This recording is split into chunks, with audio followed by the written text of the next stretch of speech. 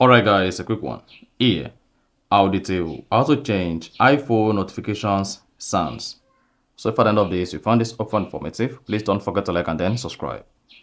Now the first thing you want to do is go ahead and open the settings app, scroll down, locate and click on sounds and haptics. Then under sounds and haptics, you should see ringtone and other tones here. Now to change your notification sounds on iPhone, this depends on which sounds you want to change. So if you want to change text tone, just come to where to see text tone, click on that. Then click on the tone you want to use. Now if you want to change other alert tone aside text tone like Facebook tone, WhatsApp tone, Instagram tone or Snapchat, come to where you see default alert, click on it. And then here you have access to all different kinds of tones. So go ahead and select the tone. Once you select the tone, then you're good. You can now hit the back button.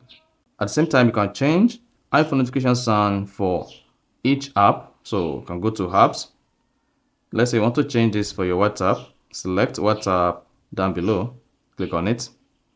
Then once you selected WhatsApp, you want to come to using notifications. Click on notifications. And now turn on allow notifications.